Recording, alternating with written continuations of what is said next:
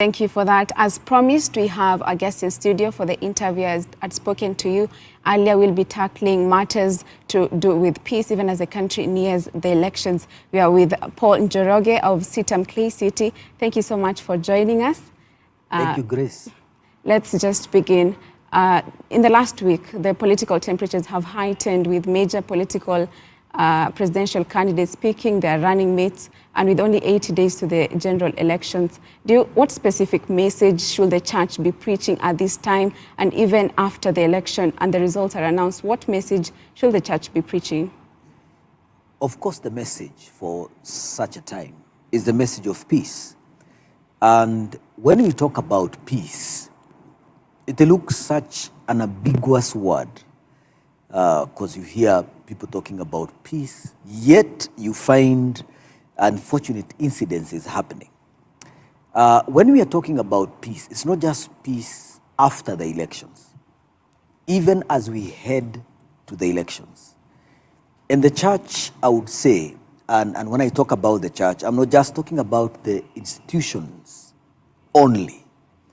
The institutions are made by individual believers. And each one of us has a responsibility of making sure that the way we conduct ourselves during this period of campaigns and during the day of elections and after that is something to build the nation and not to destroy. And therefore, I like what the institution of the church is doing at the moment. We have seen a conference being run by Evangelical Alliance of Kenya, the Kenya we want. And how I pray that all of us can introspect as individual Kenyans and ask, what Kenya do I want? Do I want a nation where my children can thrive? Do I want a nation that everybody is equal? Do I want a nation where I can go about my business, whether it is during the elections or even after, without fear of what is going to happen? And therefore, the church is at the forefront of saying, you know what? This is a country for all of us. And if we don't take care of our nation, then we will not have a nation to call Kenya. And you know, that is very commendable for the institution of the church. There is these prayer caravans, the peace caravans that are going all over the nation, the 47 counties, preaching peace and saying, you know what, let's not look at elections as just that one day. Let's not look at our politics as a means of hatred and causing trouble in the nation. But it's an opportunity for us to be able to change leadership from one person to the other. It also gives us a chance to take what we can call audit of the leaders that are in office, so that if by any chance the Kenyans feel that a particular office holder needs to be changed, we do that, but we do that in the right way. And as a church, as I've said, this is a message that we are taking out there. To be specific, for us like as CITAM, we, for the next, in the month of May and in June, we are going through a Bible study guide, and also on our pulpits, talking about the role of the church in politics. And one of the topics is the role of the church as peacemakers. It's very important that you mentioned that CITAM has a program and is actively speaking about peace during the coming elections. Do you feel like the church in general has positioned itself correctly to speak on the matter of peace? Have they equipped themselves correctly to speak on peace? I would say yes. And this time looks a bit different with how the past years have been. The church is clear on its message that we as a nation need to stand together. And when you see the church also, the church leaders engaging with political leaders and getting to know, you know, what are they committed to in as far as maintaining the oneness and the unity of our nation is concerned. Now, and you see, it just don't end with the church grace. The church, in partnership with other non-government organizations, the church in partnership with NCIC, the church in partnership with government, is trying to pass this message that it cannot be business as usual, that every time we come to the elections, people live on edge because they don't know what's going to happen. I look for the time whereby politics is not going to be a cause for one person to hate the other. It's not going to be the reason for one tribe to rise against the other. But we are going to use politics as a means to take our country to the next level, because it gives you an opportunity. And that's part of the beauty of a democracy, that you are able to choose the leader that you want. So, and I would say that any person or individual who by themselves are not pushing this agenda of peace, then we should be very worried about such. Because when we destroy a country because of elections, then what are we saying about ourselves? I would say that the church, in its understanding, is that before I belong to a political party, I'm a Kenyan. And therefore, that should not be lost. That we can't be good neighbors, we can't be people who care for each other when there is no elections. But when the elections come, you wonder what happens. It's very unfortunate.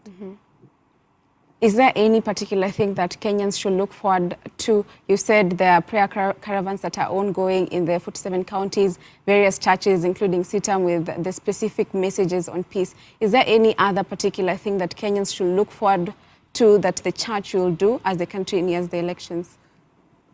One of the major challenges that I think we have as a nation and as a people is that we have lowered the bar in as far as what leadership is about.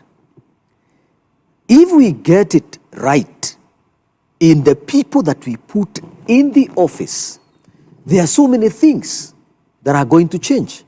So peace does not take place in a vacuum. What kind of a person are you bringing in the office? What kind of values do they stand for? What are they committed to? Because I want to believe that once you have the right person in office, the person with the right values, the person whose leadership is taken as a measure of servanthood and not a means of gathering and benefiting an individual, then but it's a sense of involving everybody, the community. There will be a sense on how we engage with each other. Because, Grace, look at some of the reasons why you find young people very, they are used very easily by the political class. Talk about the issues of joblessness. Talk about the issues of the economy. Those things, if handled by good leadership, there are so many things that are going to change. Now, we should be looking at the values that these leaders are bringing.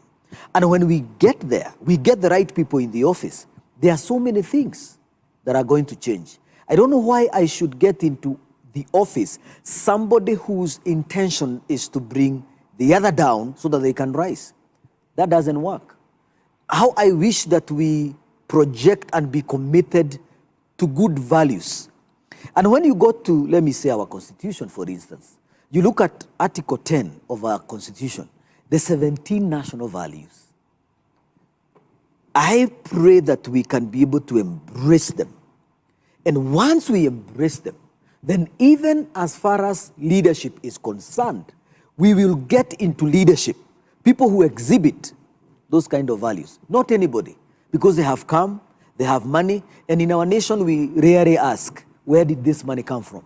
So when it gets there, that we are able to question the motive, we are able to question the commitment this person has. And we as individuals are able to answer the question, what Kenya do I want? Then there are many things that are going to be aligned. You've mentioned about youth and their importance in them understanding the role they play in the coming elections. There has also been the issue of youths being hired to heckle at various politicians during various rallies. What is your message to them? What do you feel the youth should do during this time? It is important for our young people to know that this country belongs to all of us. And when we are hired, or when somebody comes and chooses to use us in the wrong way, it is our future that we are destroying. This is what I would say. If you don't support a particular candidate, don't go to their meetings. Wait until your candidate comes, then you go. Because by heckling them, by destroying their meetings, you are not helping anybody. And as a matter of fact, this is what I would say. Instead of going and destroying and heckling and messing one's meeting, why don't you probably, if you go and if you have to go, listen to what they have to offer. And then you can put the various candidates on a weighing scale and see who addresses what I want. But it goes back to that question I'm saying, that you need to ask yourself, what kind of a country do I want? Do I want a country whereby we will be governed, without any structure? We will be in a country that values less the citizenship? Only now after 5 years, because the leaders, the political leaders are interested with our votes, they come running? I don't think so. And young people should be at the forefront, pushing the agenda of a safe country, an economically healthy nation, and a united nation, because through that, they are able now to exercise their talents, they are able to be creative, they are able to get jobs, but in an environment where chaos rife, they won't also be able to succeed. So they have a responsibility as young people to say, we are not going to be used any longer. We say no to political chaos. We are not going to get those few coins that the politicians bring to us to cause chaos. We say no, because we don't want to be used. Because when you look at the demographics of our nation, the highest percentage is the young people. So what are we saying? We destroy a nation, we destroy the future. We destroy the future of these young people. So they should stand and say no to political hooliganism.